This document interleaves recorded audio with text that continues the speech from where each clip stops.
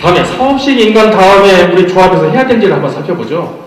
자, 사업시행인가라는 것은 한마디로 얘기하면 건축 면적을 확정하는 거예요. 그런데 사업시행인가를 낼 때 우리 조합에서 하늘에서 뚝 떨어진 것을 가져온 게 아닙니다. 구청에서 우리 구역이 정비구역 결정고시를 냈어요. 근데 그 내용을 들여다보면 이 공무원들이 책상머리 앞에 앉아가지고 아파트 건설 계획을 세워놓은 터라 쓸데없는 것이 들어있고 돈만 들어가는 거 있어요. 우리 이거 빼앗버려야 돼요. 또 자세히 들어가봤더니 여러분들한테 이득이 되는데 빼먹었어요. 이거 넣어야 될 거 아니에요. 이렇게 해서 아파트 건립 계획을 다 떴어요. 이게 사업시행계획이에요. 그러면 사업시행계획이 설립이 되고 나면 착공 권한이 되고 토지 수용 권한이 생기고 여러분들 평가 시점이 되는 겁니다. 근데 이 사업시행인가를 수익적 행정처분이라고 얘기를 해요. 근데 그 내용에 대해서는 좀 더 자세히 좀 볼게요. 그리고 이때 부관, 조건이 붙어요. 이런 거 참 망한 것입니다. 한번 뒤에서 보겠습니다.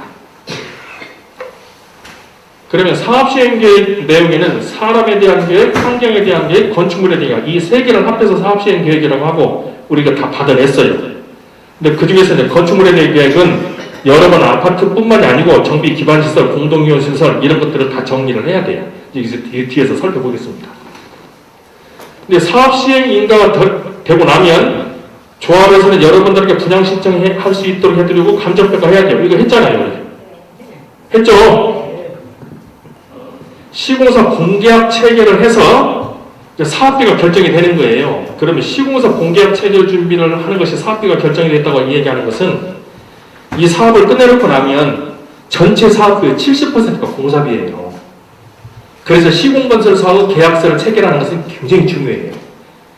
지금 저번에 우리 동네에 와서 소란을 피웠던 사람이 무슨 업체가 얼마 이런 얘기하는데 그 쓸데없는 소리예요. 시공건설 사업 공사비를 떨어뜨리면 여러분 이익이 훨씬 커져요. 왜 그 얘기는 한마디도 안 해요? 왜 그 얘기는 한마디도 할 줄 모르냐고요. 그 쓸데없는 얘기만 하고. 자, 근데 그 중에서 이제 정비 기반시설입니다. 이 정비 기반시설 다 아시죠? 도로, 공원, 주차장, 상수도, 하수도, 가스 뭐 이런 것들을 얘기하는데 정비 계획을 수립을 할 때는 국가적 목적으로 정비 기반시설을 확충한다고 얘기했습니다. 근데 이것이 정비계획 수립 시 처음에 공시가 되고 사업시행인가 때 조건이 붙어요. 그러고 나서 이것이 설치가 된 것을 확인을 하고 준공검사를 떨었대요. 동대문구에서 어느 조합이 이 정비기반시설 입구를 정리를 안 해서 준공을 했는데 준공인가가 안 떨어져서 9년간 사용 승인만 받고 살았어요. 그러면 등기가 안 되는 거예요. 권리행사 못하는 거예요. 국가에서는 준공인가를 떨어뜨릴 때는 정비 기반시설이 되어 있는 것을 제일 먼저 따져요. 그래서 우리도 착공이 되면 이것부터 제일 먼저 할 거예요. 또 국공유에 대한 얘기가 아주 많았습니다. 국유지란 국가, 도, 시, 구, 동, 관리청 땅 소지인데 여기서 국공유지 점유에서 사용하고 있는 것이 개인 땅이 있고 공공으로 사용하는 게 있어요. 개인이 지금 현재 국공유지를 사용할 경우는 이 사람한테 우선 소유권을 인정을 하고 소유권을 내가 주장하지 않으면 아파트 사업비로 매입을 해서 대지로 써요. 근데 지금 이제 도로 공원 중에서는 무상으로 받는 것이 있고 유상으로 받는 게 있어요. 근데 요즘 이 유상으로 우리가 사와야 될 땅에 대해서 지방 자치단체들이 경제 자립도 형성을 위해서 유상 매각을 자꾸 늘려가고 있고 가격이 자꾸 올라가요. 이것도 우리가 빨리빨리 정리를 해버려야 돼요. 시간이 되면 자꾸 올려요. 빨리 정리해야 됩니다. 그래서 비율을 한번 볼까요? 여러분 동네는 현재 여러분들이 83%, 국유지가 17%예요. 근데 여기 이제 아파트 단지를 만들면 아파트 건립부지가 70, 정비 기반시설이 30이에요.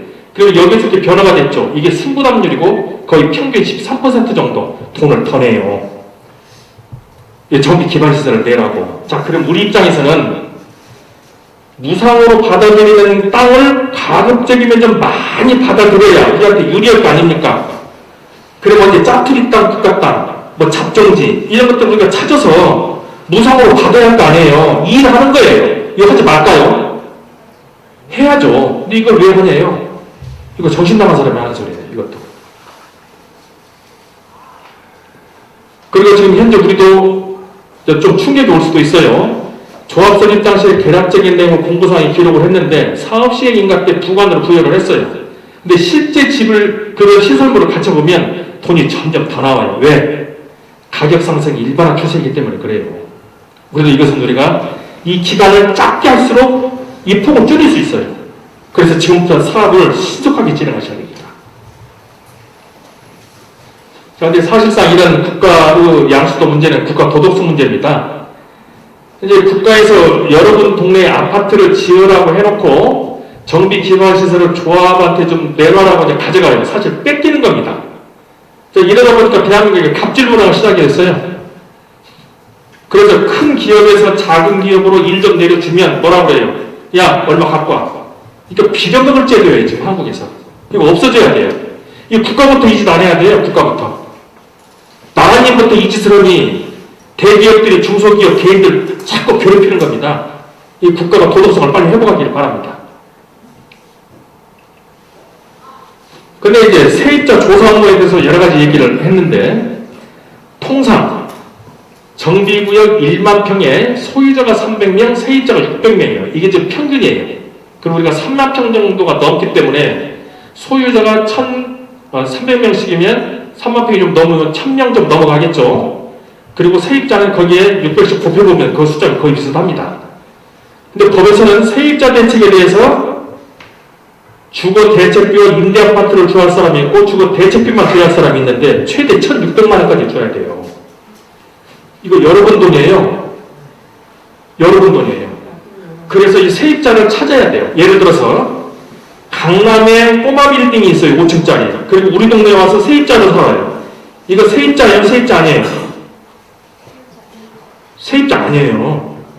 그게 왜 세입자예요? 5층짜리 빌딩 있잖아요. 이거 찾아내야 돼요, 우리가. 그래서 보면 이 가짜 세입자를 찾기 위해서 촬영도 하고 현장 임장도 하고 거주 확인도 합니다. 또 구역 내 등재되어 있다 없어져버린 사람도 찾아내야 돼요. 그러고 나서 우발적으로 갑자기 저기 개발한다더라. 그러면 때로 몰려다니는 불량한 사람들이 있어요. 이거 찾아내야 돼요. 이걸 해야 되지 않겠습니까? 그런데 이거 하지 말래요. 그러면 막 돈 펑펑 줄까요? 사업을 해봤더니 조합원 500명 기준으로 사업비 분석을 했더니 70억 정도 지출이 돼요. 이거 적은 돈 아니에요. 이거 세입자 걸러내야 할 거 아니에요. 근데 이거 하지 말지.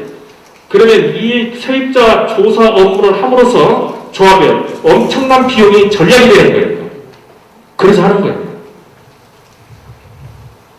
그냥 감정평가에 대해서 한번 볼까요? 여러분들이 지금 현재 여러분 집에 대한 감정평가만 관심이 있는데 우리가 재개발 사업을 진행을 할 때는 감정평가를 총 6번 해요. 6번. 언제 하느냐?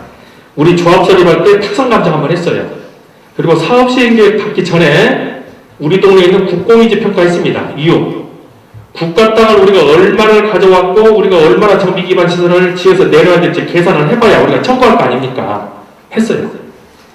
그리고 사업 시행 계획을 인가를 받고 나서 여러분들 감정평가했고 관리처분계획을 수립하면서 이제 종호자산 평가가 이제 결정이 돼요. 여러분들이 알려준 것은 아직 확정된 내용 아니에요.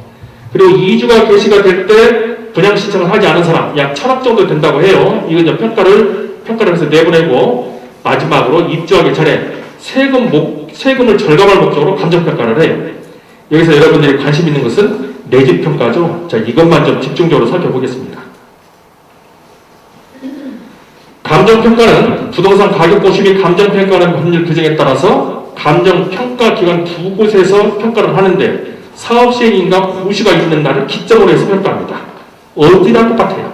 대한민국에 있는 지역에.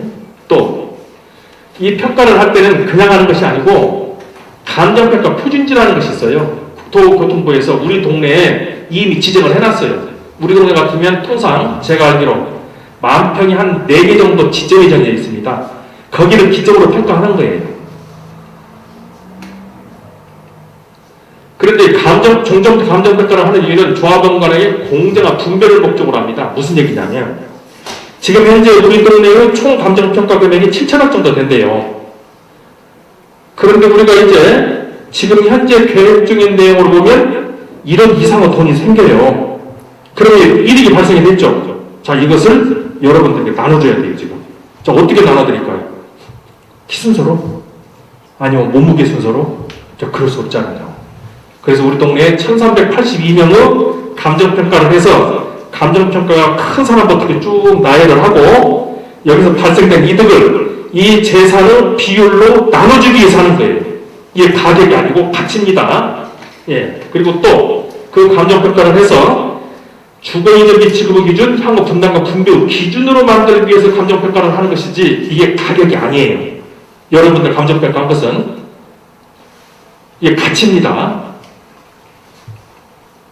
그런데 감정평가는 돈의 종류가 이렇게 많아요. 근데 감정평가는 목적 가격이라고 얘기를 합니다. 이것은 이제 그 이명박 정부 때 정리를 했는데 도시비주환경정비법에서 감정평가를 하는 것은 현재 여기에서 살고 있는 전체 조합원들이 제 입주 목적으로 현실 가격화라고 했어요. 그럼 이렇게 해서 했어요. 그러면 여러분들이 지금 눈에 보이는 대한민국에 서 있는 아파트 다 이렇게 했어요. 우리처럼 감정평가 했고 다들 만족해서 잘 살고 있어요. 이 감정평가가 문제가 있으면 도시비주거 환경정비법부터 없애버려야죠. 우리도 사업을 마치거나 다 만족하실 겁니다. 이 법이 그렇게 규정하고 있어요. 근데 이 사람들은 또 얘기해요. 뭐 재평가할 수 있다. 재평가 없어요. 말은 전체 조합원이 100% 동의하면 동의한다고 하는데 사례가 없어요. 이유. 국공유지는 국가 땅인데 국가에서 반대해요. 왜? 가격이 여러 개가 정해지면 부동산 혼란이 와요. 그래서 국가에서부터 먼저 허락을 놨습니다. 그래서 재개발 현장에서 감정평가, 재평가한 사례가 없어요. 근데 지금 뭐라고 얘기해요, 저 사람들? 우리 감정평가 다시 한다고 그러죠. 거짓말쟁이들이에요. 주민들을 혼란시키는 거예요, 지금. 자, 그리고 조합에서는 분양 신청도 마치고 종전자산 평가도 마치면 이제 분양 설계라는 것을 내서 관리 처분을 준비하게 되죠. 자, 사업 시행인과 관련해서 해야 될 일, 자, 국공유지 양수도 업무, 세입점 확인, 정비 기반 시설 표준, 이제 이런 것을 해야 돼요. 이게 하는 이유가 조합의 이득을 남기기 위해서 비용을 절감하기 위해서 하는 거예요. 돈 쓰는 게 아니에요. 그리고 뒤에서 보면 더 깜짝 놀라는 얘기가 하나 더 있습니다. 뒤에서 살펴보겠습니다.